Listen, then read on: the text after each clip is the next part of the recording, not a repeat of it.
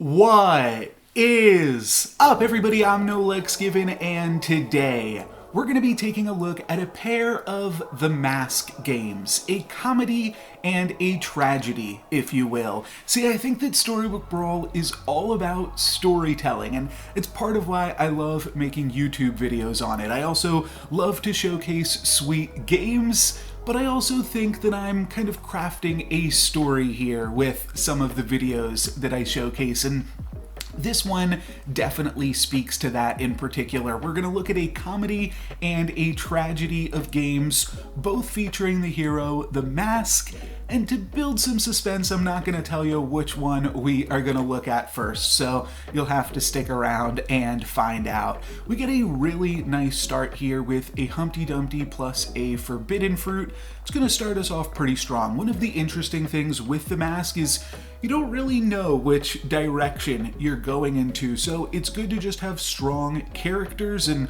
being able to flip over a frog as well as grab all of these good guys is definitely a strong start to the game. Sometimes, like in the past, I used to try to play as if I was going to mask into Wonder Waddle if Wonder Waddle wasn't in the lobby, though we can see that Wonder Waddle is one of the heroes we are playing up against in this one. So we won't want to plan for that, and Wonder Waddle is also a little bit weaker to mask into now, so that part is a little bit awkward. One thing that I did want to mention is that now with the Mask actually got a buff a few patches ago, in that now you can skip on It Was All a Dream. You're definitely not going to want to do that on the first one, but for your second dream spell, if you like your first hero, you can just skip and stay that hero. And that's probably what I should have done seeing Pied Piper here, because Pied Piper, one of the best heroes in the game. I still potentially want to use my It Was All a Dream, so that way we could potentially find skip and grab some bonus XP, but I definitely wouldn't mind staying Pied Piper, except I'm gonna let you guys in on a little fact. I forgot about that because I don't play Mask that often. I forgot that you could just skip and stay Pied Piper. Now, it is less strong of a hero when you dream into it and you don't get those few initial turns where you're building up some tier 2 characters with that +1/+1, those tier 2 animals, but can still be very strong to just pick up a stag or something like that. But I forgot, so we're not going to be taking a look at a Pied Piper. We're actually going to be looking at Potion Master, or Potion Masker, as I was originally going to title this video. So Potion Master, I still think, is a really, really cool hero, can do a lot of fun stuff, and is pretty powerful, but mostly just a lot of fun. I think that Potion Master just has so many different ways that you can build it out that is totally acceptable. And here, I don't know if I'm just about to waste a gold. Looks like it. I guess I was potentially debating picking up that Spellweaver, which I could have if I sold that golden chicken, but no matter, you know what I was actually doing? I think I was messaging on Discord to learn about different Mask intricacies. I think I wanted to know what happened if you dreamed into Snow Angel on the Mask and you weren't level 6 yet, which I can fill you in on that. You will get the hero now of your current level. That was actually a change I was pushing for a little bit. We are going to make use of that extra spell in the shop now with our Potion Masker, and we are going to flip over our Cindy and grab a tier 2 treasure. So that gives us an upgraded tier 3 character. I felt like that was better than just going for a regular old tier 4 character, especially when we're about to level up next turn. It's a pretty cool little trick that you can do. True Love's Kiss on the Cindy as the 4th spell will give you an upgraded tier 3 character that you get to hang on to. But yeah, I was pushing for that Snow Angel change for a little bit, and I think that Potion Master's kind of an interesting hero because he is slowly getting buffs again after getting some nerfs in the past. Used to be able to get bonus HP off of Potion Master. So we've seen a few nerfs recently, but yeah, here I'm going to go for a little bit of a polywoggle angle. I think that the mask is also getting a little bit of buff, both from Snow Angel, but then also from heroes. Now it has access to like Rumpelstiltskin and can just grab. That's a nice little hero that you can dream into, get an effect immediately, and then dream out of. And you can even hang on to the Reckless Wager? No. Spinning Gold. It's just called Spinning Gold. You can hang on to the Spinning Gold for as long as you want, so that's pretty cool as well. Here, I kind of have a debate if I want to try to slay with Polywoggle this turn or hang on to them so that way I can upgrade them, and that might be better for us in the future. But ultimately, a 6/4, it's got the Hero's Blessing on it this turn, Potion of Heroism rather, so I want to try to activate that Polywoggle this turn, and we are going to be able to. So that's going to give us a tier 5 character, and we walk away with a win at 39 health. We're doing pretty good this game. So yeah, everything is definitely going pretty well until now. This might be the tragedy, who knows? But we pick up some pigs, that's nice, and then we also get to play another Polywoggle potentially this turn. I'm going to triple the Spellweaver, looking for a Crystal Ball potentially, but Telltale Quiver actually pretty reasonable on this board because we've got a pair of ranged units, so I don't mind throwing those in, and then I'm just going to wind up backlining these pigs and not worrying about the Polywoggle at all, at least for right now. That's the plan. We'll just play this backline ranged unit, and what I'm really looking for right now is just some XP. Some more XP I think is always really good on Potion Master. That's part of the strength of this hero. I think one of the other strengths is that you can power up some of your characters easier and do fun stuff like that. Obviously, it's got the strength if you find the Crystal Ball. You can go pretty silly with that, but I think a huge strength of this hero is just more access to XP and winning the game in that regard. So that's kind of the plan. That's what we're going to look to do, and we style on this Zippy and wind up grabbing a extra unit there. We grab the Vulture for free. I triple another tier 3 character. We triple the Lucky. Unluckily, though, we are not going to be able to find the Crystal Ball just yet, but then I'll also pick up a Stag, and we'll potentially look for another treasure in that capacity. Board's getting a little bit, we're kind of running out of room to play everything that we want to play. The Stags don't really have a great spot, like we can put them in 1 and 2.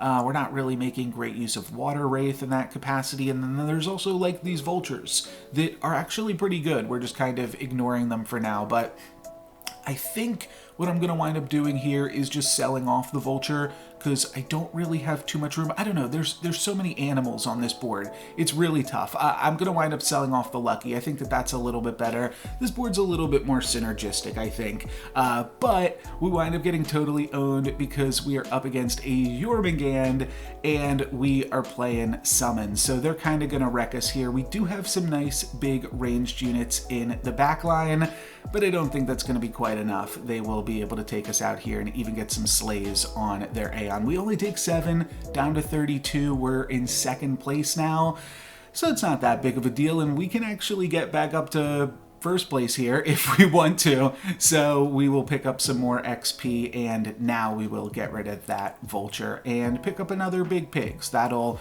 potentially build towards a treasure. We're trying to look for some amount of treasures in this game, so that way we have some idea of what we want to build towards in the end game. We're not really planning on playing Summons, though. I do think that Summons does have some interesting aspects when you are playing Potion Master. Specifically, you have easier access to Knighthood, Evil Twin, and Croc, which can be really powerful in Summons comps. I think we're going to look at a game like, probably not till like next week or maybe even 2 weeks. I got a huge backlog right now of sweet games to showcase, but showcasing how well some high-end spells can be on those summon comps for sure, and that can definitely be a route that you take on Potion Master. It's not typically where I want to be with the hero, but I'm going to play wherever, whatever seems opened up to me once we wind up hitting level 6. We're almost there, so just going to try to get there, and 29 health, still feeling pretty good. At this point, I'm going to pick up some more piggies. And I kind of like Hand of Midas after that. I think that we're going to be level 6 next turn. We could even be level 6 this turn with the end, so I'm going to go for it. We don't have that much gold, but we do still have this golden chicken. Don't want to pick up any more golden chickens, but just going to roll until I find something that seems worthy of a Hand of Midas. And I think that Hercules is that something. And I actually think that it's something enough that I'm considering selling 4 things here. And what would those 4 things have to be?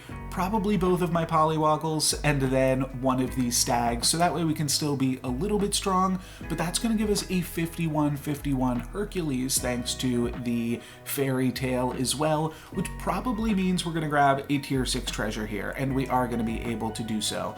So that's really cool. I think that'll potentially put us in an interesting direction, because with 31 health, we definitely have time to pivot, even if we take a little bit more damage here down to 25 because of our greed. And I think Pandora's box is the ultimate reward for making this Hercules pickup play.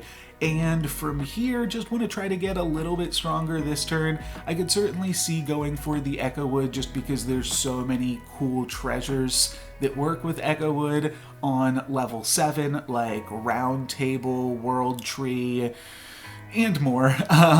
Even 100 Sword can do some cool stuff with Echo Wood, so we're going to wind up doing that. A True Love's Kiss, which is another really cool aspect of Potion Master. You can True Love's Kiss, just find True Love's Kisses easier, and that means that we'll want to hang on to this Hercules, because we can also find Shard of the Ice Queen easier as well. And from here, I think it's a pretty safe bet to just lock onto this good boy.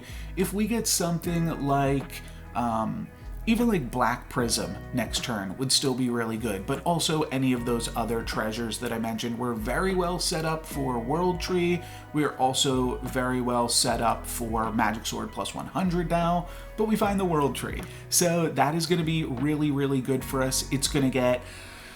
what is this? I don't know. It's going to get a whole bunch of stats once it attacks. I forget what upgraded Oni Tyrant actually gives, but it's a whole bunch of stats. And then here, I can either pick up another good boy this turn by selling off 2 things, which would probably be the Stag and the Water Wraith, or I could just cast this Hugify on Good Boy right now, but I think that the answer is going to be to just pick up Good Boy and then lock onto that Ashwood Elm. Apologies for that camera interruption, but that shouldn't happen again, and let's use that as an excuse to jump ahead here against the Ghost. So, doing pretty good. We've got now, I guess they're getting plus 20, plus 20. That's going to get a little bit of a buff soon, though, Oni Tyrant. We do have some awkward attacks, but not awkward enough. We are going to be more than powerful enough to take out this opponent, and now we get to add an Ashwood Elm to the mix, so we're definitely killing it. All that we really need is like a Court Wizard, and we're in a really good spot. But I definitely don't mind just picking up another Ashwood Elm. The only question is, do we want to sell off Spellweaver, or do we want to use Forbidden Fruit? And I decide that my life total... apologies. I decide that my life total is high enough that I want to just go for Forbidden Fruit and bank that econ with the Spellweaver on the bench, and then we are going for another Ashwood Elm here. And now, if we can find a nice payoff card, either a Court Wizard or a Burning Tree, or potentially even something like Tweedle, we'll have a ton of stats on this board. So looking pretty good here, and yeah, I think that we definitely turned this into something really, really fun, which is why this is the comedy game. Of course, getting the World Tree is a bunch of fun, but we aren't done yet. That's what I was going to say. Sorry, I got sidetracked in my head. We aren't done yet. There's still some game left to be played. We're only in the top 5, and we're going to take this comp a little bit farther, a little bit sillier. Unfortunately, we don't quite take out the Celestial Tiger, but that's okay. All of these spells we at least want to be considering with our good boy. We could be taking, you know, just anything, putting any amount of stats onto it is pretty good. However, I'm going to wind up keep rolling, and we actually wind up getting the 9th Book of Merlin here as well. I think that Ivory Owl would also be really great for us. It's a ton of stats. but how can you pass up a ninth Book of Merlin on when you have the World Tree? I would have loved to also grabbed that Mimic chest, but this is going to be good enough. And then I could consider picking up something like Princess Peep here, or even a Puff Puff or Medusa. I think all of the things in this shop are good. I'm just going to hold out, see if I can't find a Court Wizard still. It's a little bit awkward because we're not quite in a Mage's World Tree build. We're in a Good Boy World Tree build, so there's a little bit of awkwardness with that, but we're gonna have no problem taking out this Cursed King who, by the looks of it, took themselves out. They're down to -2, so they did not cast a spell this turn, so that's kind of funny. But yeah, we'll have no problem taking them out, and now we are on to the top 4. I do think I should probably start casting some spells on Good Boy at some point, and I also like just picking up another Oni Tyrant at this point. Why not? And then I throw the Wormroot on Good Boy because it is a monster after all, and that's going to be it for us on this turn. Let's jump ahead to this game against Skip and see what happens. We are going to get one of our Ashwood Elms Medusa'd, but that Good Boy is just going to be way too much stats for my opponent, and we'd even have some bonus spells coming in. So yeah, just a really ridiculous game, I thought. Grabbing that early XP with the Potion Master really set us up well for success. And we've cast a bunch of spells this game, so I don't mind seeing a Scion of the Storm as well when I flip over that Hercules, but I think we could maybe find something a little bit more synergistic because this is a World Tree game, and I wind up finding Green Knight, which is really cool with the Ashwood Elms and also just really cool with Good Boy. So I'll throw that in. At this point, kind of just would be looking for another Ashwood Elm or something else here. I mean, there's not really too much more we can do to add to this board. A Lordy would be good. I don't know if it's good enough to lock for, like Oni Tyrant is already fine enough. So just gonna wind up rolling down here, not doing too much else, but definitely a really fun one. Almost the Exodia comp, but not quite. If only I had the Exodia comp, then maybe I could have won this game, because this is actually the tragedy. We are going to just get super unlucky here. We were 80% to win that combat, and we wind up losing, as we'll see that 60% to win that combat, but we wind up losing. We do see a Court Wizard here. Do I just totally miss it? Oh, okay, dang. Well, that's tragic as well. I just didn't see the Court Wizard after talking about it this entire time. But I pick up a Lordy, and we'll see what we can do with that, I suppose. I'm also going to go ahead and play the Oni Tyrant. I also kind of like picking up the Jumping Beans there, so that way we can get first attack, but I don't go for that either. And I don't think it would be crazy to kidnap, but like, what are the chances that we tie? I guess 15%. Maybe we could have done that and just wind up rolling down, and then I'm going to cast one more spell to end off the turn. But surely we aren't going to lose twice. I guess I kind of spoiled it already a little bit, because I believe our Good Boy is going to attack right into that apple tree, so we get none of those sweet bonus stats from it. Now we have to take out my opponent's Echo Wood, and we're able to, but my opponent's board is just a little bit bigger than ours, and they beat us again. They find, this time, I think it might have been an 80%. Let's see if I can pause it. Yeah, this one was an 80%. So certainly a little bit of a tragedy. This was a really, really sweet game. Unfortunately, didn't work out. What can you do? Funny enough, we were up against Scotty Don't, who some people might remember was the player that we won our final game against in day 1 of the September monthly tournament to qualify us for day 2. So there's a little bit of justice there and revenge that Scotty gets to get. But unfortunately, this one is the tragedy. But that means that we still have a comedy left to look at. we'll start off game 2 by picking up a golden chicken, and I brought this up in the previous game, but when Wonder Waddle isn't one of the heroes that is otherwise in the lobby, I like to kind of treat the early game pretending that I'm Wonder Waddle. That way, if we dream into him, we'll immediately be able to have a huge power spike, and that can actually sometimes even be better than if you had just started on Wonder Waddle, because then you don't have to worry about your units combining in the early game. So that can be a lot of fun. Though here, I'm just going to pick up another egg. We did this last time as well. Just want to play an egg, stay strong. I think that we could have taken a pair of goats there. That wouldn't have been a crazy thing to do either, and would also be somewhat strong. But I just like picking up Humpty Dumpty, and I think that that's still some muscle memory from the Brave Princess Questing League, like a long time ago, that I just like picking up Humpty Dumpty whenever I see it. Here I'll pick up a Labyrinth Minotaur as well as a Baby Root. Funny how similar this game starts, but it's going to be totally different by the end of it, don't you worry. Yeah, it just winds up going off in a totally different path. But interesting, at the very least, to have a Baby Root supporting a Humpty Dumpty in both games, and then also having another 5-power character going along with it. I will say that part of the reason that this game is a comedy is because so much goes wrong. We are not nearly as powerful as we were in the other game, but we're still going to be able to find some things to do here. We get to pick up a Wonder Waddle here, and that's pretty cool. The other heroes actually just kind of terrible. So even nerfed Wonder Waddle, I'll take it. What's funny though is, despite everything going so wrong,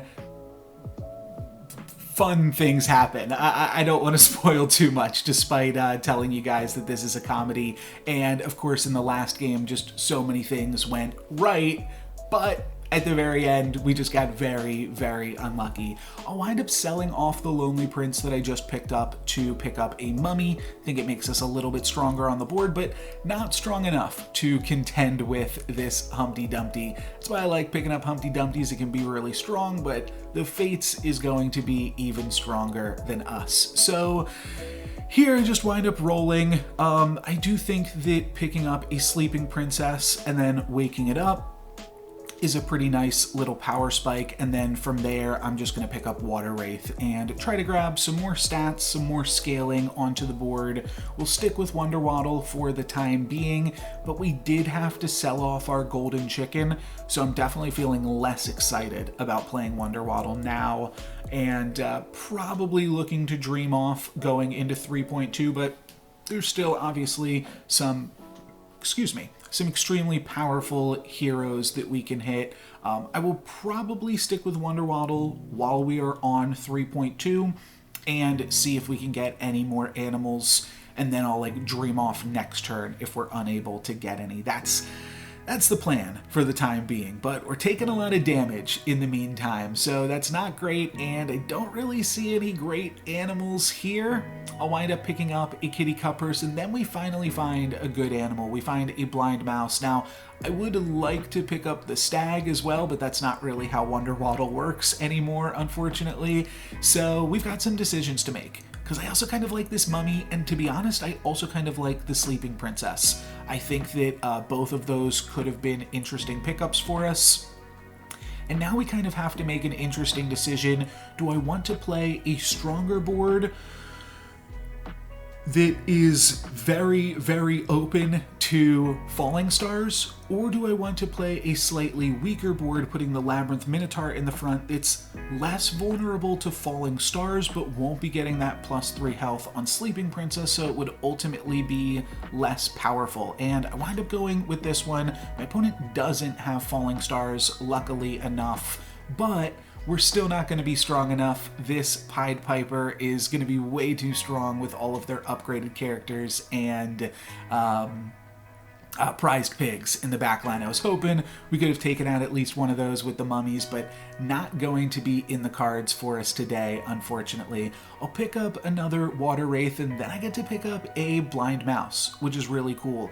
Ring of Rage seems really good on the board, but I think we might need something like Fool's Gold to really get back in the game. Plus 4 gold each turn, I think, could be enough to get us back in it. And then I wind up going with a free roll and picking up a golden chicken. And we're going to stay Wonder Waddle for at least one more turn. I was locking that in with the free roll pickup, but we'll see if we can't find golden chicken, an upgrade with golden chicken to just get a little bit more bonus gold with Wonder Waddle before we dream out of that. We do have a little bit of a reprieve here. We are up against the ghost, so hopefully we will be able to survive and stay in it. And I told you guys this is going to be a comedy, so we've got a little bit of plot armor here that nothing can go super bad. Well, I just said something funny is going to happen. I didn't quite say what, but I wind up using my dream spell this turn because I felt like it was one of the last times where I could meaningfully make use of dreaming into Skip. We would immediately turn into level 5,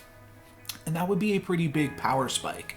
I wind up finding APOC as the only really good hero there, but it's not without its reservations. See, APOC is really a hero that wants to cast XP as much as he can, and especially on that final turn where you turn into level 6, APOC really wants XP on that turn, and in this game we just aren't going to have access to any extra XP because we're playing with Fool's Gold. So we are going to have a bunch of extra cash, and we're going to use that cash to stay strong. We can pick up the Gingerbread Knight here, but awkwardly, we are not going to have the extra cash to purchase XP. So that part is going to be a little bit awkward and definitely adding to the chaos and comedy that is this game as we kind of stumble our way into something here. We're going to take a little bit more damage, go down to 6, and then I'm going to pick up a Court Wizard because I've got a few different royals going on, and then just going to roll past this Lady of the Lake.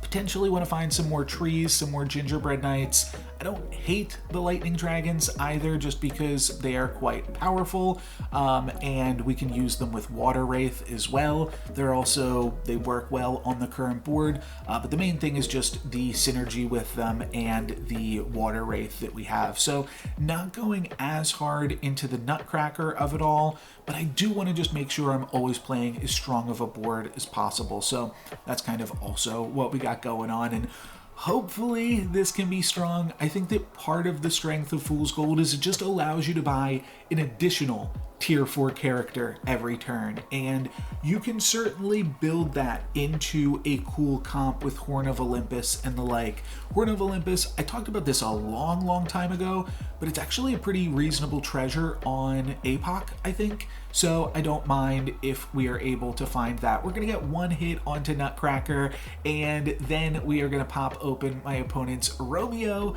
but we are going to be able to take out Juliet. So a close battle, but another win nonetheless. And now we are level 5, and what I'd actually kind of like to do here is get rid of this Fool's Gold. I'm kind of treating this like a Skip's puzzle rune, because if we can get rid of Fool's Gold, that means that we can find XP when we are on 5.2, and that is just a huge lead that APOC can grab because of that. So trying to grab as many pairs and triples as I possibly can. I'm going to sell out of my wretched mummies to pick up a Gingerbread Knight triple. And from here, I mean, Moonsong Horn's kind of weird, so I'll probably just go 6 of shields, and then maybe we could activate Nutcracker. Seems kind of unlikely, but maybe possible. I could have still taken the Moonsong Horn just because it gave +1/+1 to the Court Wizards and the Nutcracker, but +3 health on the Nutcracker and on these Lightning Dragons too are both going to be pretty good. That's going to allow Lightning Dragon to get a double hit in there, but this is still a really close combat. Luckily we have this massive Gingerbread Knight, so we do still walk away with a win. I guess it would have been a tie if the Gingerbread Knight wasn't as big. No, it still would have been a win because the Court Wizard would have got a bonus attack anyways in there. But now we are up against a 31 health the Fates. And we know that a lot of that health is from using the Easter egg treasure for a while in the early game. But this is still really scary, so I don't want to take this for granted. I'm going to pick up a Lightning Dragon, then I'm just going to grab Moonsong Horn and toss Fool's Gold just to have the slightest more amount of stats for this combat. And I also picked up a Shoulder Fairies, just because it is a strong unit with the Gingerbread Knight and the Water Wraith of it all. Nice to have access to that, and hopefully this board is going to be big enough. We'll find out though soon enough. And then next turn, if we can survive, then we might be able to find some XP as well. And we are going to be able to walk away with a win from this one. It gets a little bit dicey as our Gingerbread Knight attacks into a Rotten Apple Tree, but we still have the stats to take out the Fate. So now I'm just going to roll down for XP. We're up against the Ghost. We have definitely stabilized here, and now we can hit level 6 and see what we can turn this into. So I'm gonna roll all the way down, see if we can get lucky and find some XP. We find a lucky coin. Not quite any XP just yet, so I'm just gonna sell off Golden Chicken. It's not doing anything to hang onto it, and then I'm gonna roll, and I'm gonna roll one more time, and then we finally find the XP. I'm gonna sell off the rest of my board, and then I'm gonna end this Shoulder Fairies. That's gonna put me back up to 11. Give me a board full of level 6 characters. Whew, okay, we're back into it.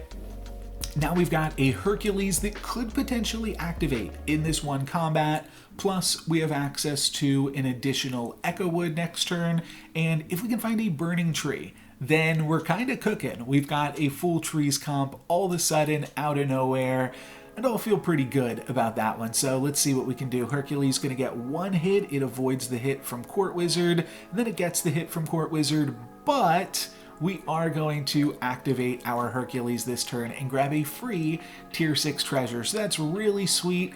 Mimic Chest doesn't really do anything at this point in the game. Neither does Embiggening Stone really. I mean, it doesn't give you any stats on board, and we're going to be buying like an Echo Wood this turn and then probably nothing else. So I'm just going to play it safe, and I'm just going to pick up a Phoenix Feather, and then I'm going to True Love's Kiss the Hercules. That gives us a Scion of the Storm. A definite downgrade, but what can you do? You can't win them all. It would have been really sweet if that had turned into like a Burning Tree or something, for instance. So yeah, not a big deal. I make a small miscalculation. I thought I was able to sell one unit and then pick up Sleeping Princess. I don't know why I thought that was the case, but I'm just going to keep this Ashwood Elm locked onto here, and then next turn I'll hope to pick up Ashwood Elm and hope to find a Burning Tree eventually. So that's kind of the idea. I wind up cutting Scion of the Storm temporarily because I wanted Jormungand to be my Phoenix Feathered unit. However, it was never going to be my Phoenix Feathered unit because we've got these massive Echo Woods in the back line, which I didn't realize at the time.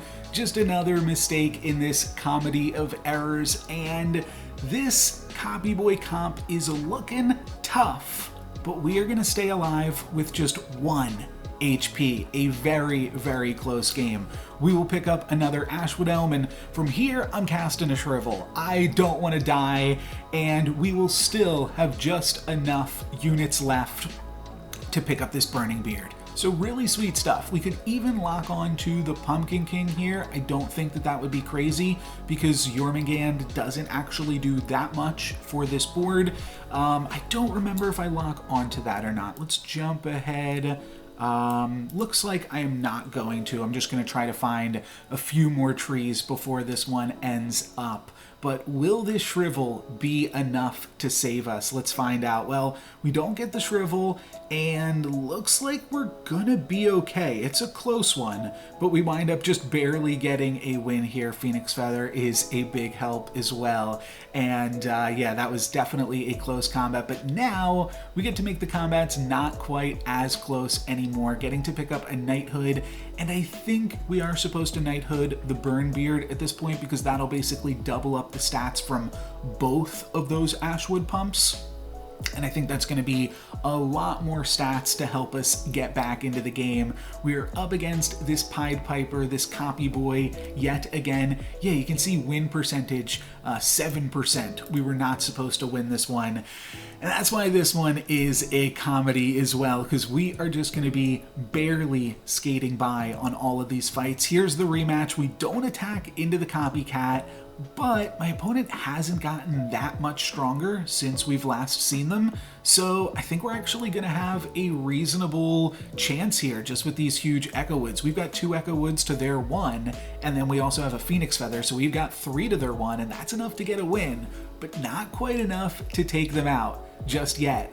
And somehow that Sharon that we weren't supposed to beat as a bot is now kicking butt against this Gwen, which is great because if you take a look at this comp, we can actually only deal like 7 or 8 damage, maybe 9 damage if we get really lucky with the Gumblegore sticking around or something. But we weren't, like, it wasn't possible that we would have been able to kill any of these opponents. So that's what's really crazy about this game, is that Sharon winds up helping us by putting Gwen within kill shot range. And now we might be able to take it out. We're going to pick up this Pigomorph as well. And hopefully that is going to be enough to get the win. And then we'll have to play up against Pied Piper yet again. So we'll see how that goes. Still rocking the Jormungand and a pretty unimpressive trees comp, but we'll see what we can do. And we scam a Applewood, and then we attack into a pumpkin as the first unit. So my opponent's going to get a whole bunch, a brand new board of scam units, but they don't actually find that much scam. But what's in the crock? An upgraded pumpkin. So this one could still be really scary. They are going to have to scam both of our Echo Woods, but it's definitely possible with that Cupid. But we attack right into it, and then we attack into all of the pigs, and we save the tree for last, so we get that win, and we actually win the whole thing, because the Sharon bot at the same time takes out that Pied Piper. Couldn't have done it without you, wasn't supposed to beat you. I don't know how the heck we won this one, but we were able to get there, and that's what just made it a lot of fun. So hopefully you guys enjoyed this look at the mask, and thank you very much for watching. I'm No Lex Given. Peace.